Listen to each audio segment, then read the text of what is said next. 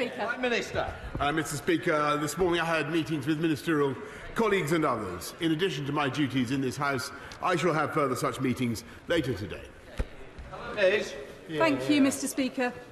The degrading strip search of Child Q 2 years ago in a school that should have been a safe place at the hands of police officers who she should have been able to trust has caused anger and distress across the country.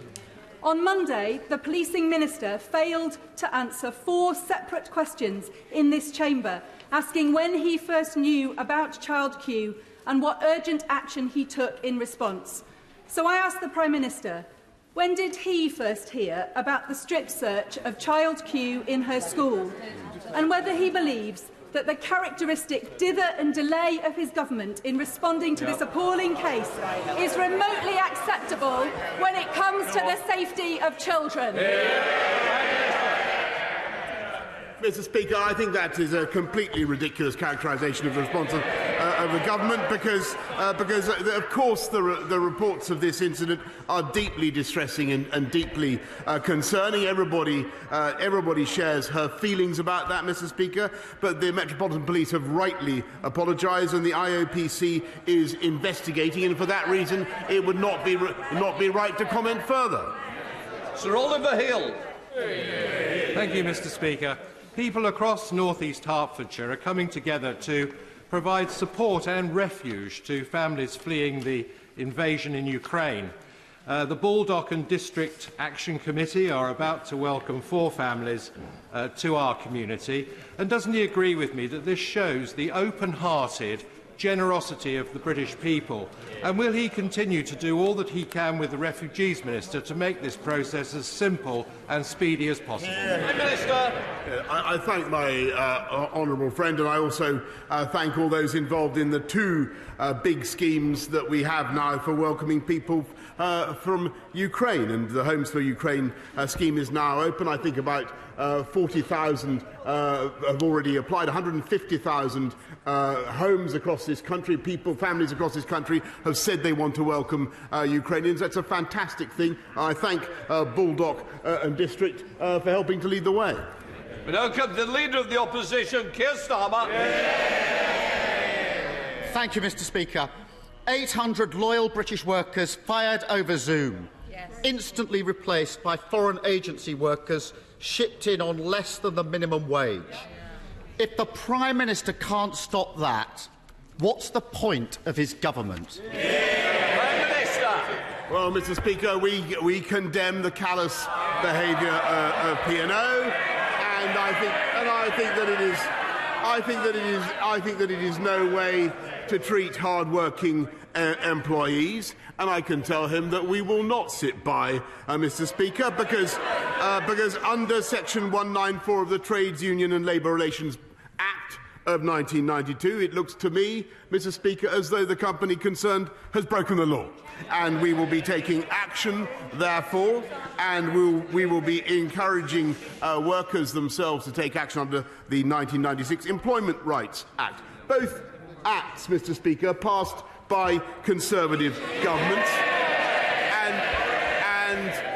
And if the company is found guilty, then they face fines running into millions of pounds, Mr. Speaker. And in addition, we will be taking steps to protect all mariners who are working in UK waters and ensure that they are all paid the living wage, Mr. Speaker. Yes, Starmer. Mr. Speaker, when Owen Paterson was on the ropes, the Prime Minister was prepared to rip up the entire rulebook to save his jobs. P&O workers want him to show the same fight in relation to them. The government had advance warning of these mass sackings. A memo was sent to the Transport Secretary and to the Prime Minister's office, but they didn't lift a finger to stop them. Did the Prime Minister not understand the memo, or did he just not bother to read it? Prime Minister. I think what the right honourable gentleman needs to rip up, Mr. Speaker, is his pre-scripted questions, because I've just answered the question, and the point at issue The point at issue, Mr. Speaker, is whether or not the government was properly notified, and it's not about what happens the previous evening. I knew about it on the Thursday it became public, but the company concerned has a duty to notify the government 45 days, Mr. Speaker, before they take action of that kind. That is why we're taking the action that we are to protect hard-working people. And what we're also doing, by the way, Mr. Speaker, this month is lifting the living wage for all workers across our country by another £1,000. So it's up £5,000 since 2015. Keir Starmer. I think the Prime Minister just said he knew about it on the day. Yeah. I take it from that answer the Prime Minister didn't read his WhatsApp briefing. Surely not. Let's test his rhetoric. Mr. Speaker, since the Prime Minister came to office, P&O have received over £38 million of government contracts. And the parent company, DP World, is lined up for £50 million of taxpayers' money under the Freeport scheme. The government is apparently reviewing these contracts, but reviews don't save jobs. Can the Prime Minister guarantee that these companies will not get a penny more of taxpayers' money or a single tax break until they reinstate the workforce? Mr. Speaker, I think what the House has already heard is that we are taking legal action against the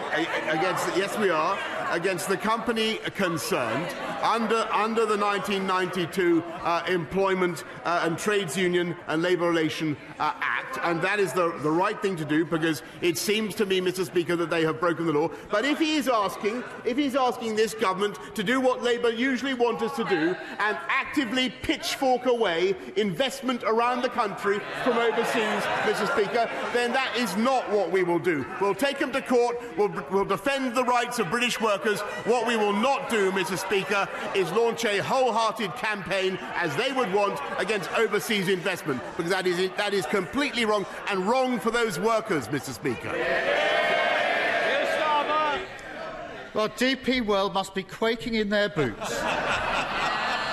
The Prime Minister says how disappointed he is in them, whilst handing them £50 million. Prime Minister said about the law, speaking of hollow reviews, as the law stands, it's not illegal to pay seafarers below the national minimum wage, right, even if they're working out of UK ports and in UK waters.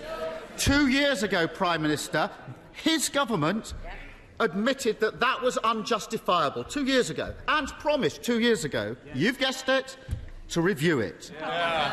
2 years on, despite what he says today, nothing's been done, leaving the gate wide open for P&O. British workers don't need another empty review, they need action. So when will the Prime Minister fix that gap in the law? Mr. Speaker, with great humility, I must ask the right honourable gentleman to listen to the answer that I gave to the first question, because it would then help him to scrap his third or fourth question and try another one. We are going to address the defects in the 1998 Living Wage Act, Minimum Wage Act, and make sure that everybody serving in the UK exclusive economic zone, working in the UK exclusive economic zone, gets paid the living wage as people do in the rest of the country. Keir Starmer. The problem is that's what he said 2 years ago. It didn't happen, and P&O took advantage of the gap left wide open by this Prime Minister. Yes. P&O's behaviour comes off the back of a string of fire and rehire cases. Profitable companies threatening to fire workers unless they accept a pay cut. The Prime Minister keeps telling us just how opposed he is to fire and rehire. But as we saw on Monday, Mr. Speaker, as we saw on Monday, he doesn't have the backbone to ban it. Whilst he sits on his hands, more and more workers are having their lives thrown upside down by this appalling practice. What good to them is a Prime Minister who's all mouth and no trousers? Well, Mr. Speaker, the most notable practitioners of fire and rehire are, of course, the Labour Party themselves. But I He may be interested. He may be interested to know we will be vindicating the rights of British workers, UK employees under UK law. But the law that the P&O, the company themselves, are allegedly relying on was introduced, I can tell him, as a result of EU directives. Never forget, Mr. Speaker, and he may not like it, that's the reality. He would have kept us unable to change it, unable to get out of it. He would have made it impossible for us to protect UK employees in the way that we're going to do. But what we're doing, Mr. Speaker, above all, is ensuring that workers in this country have the best protection of all, which is a job, Mr. Speaker. And under this government, thanks to the steps that we have taken, thanks to the stewardship of the economy by my right honourable friend, which you'll be hearing about in a little bit more, Mr. Speaker, we have people in payroll employment, 600,000 more of them than before the pandemic began. He can complain all he likes, but on Monday he ordered all of his lot to abstain on a vote to ban, fire and rehire. And they all did. And then, Mr. Speaker, to add insult to injury, after the vote, his party posted a message saying that, where possible, they will look to find P&O workers new jobs. Pathetic. They don't want new jobs. They want their old jobs back. They don't want a Prime Minister hoisting the white flag. They want him to fight for their livelihoods. 82,000 seafarers in this country. I've spoken to dockers, engineers, deckhands and sailors. They're all worried about what this means for them. This morning, one of them said to me, if P&O can get away with this, other companies will get rid of us too and replace us with cheap labour from abroad. Why does the Prime Minister think that they will take a crumb of comfort from his half-assed bluster and waffle today? Mr. Speaker, P&O plainly aren't going to get away with it any more than any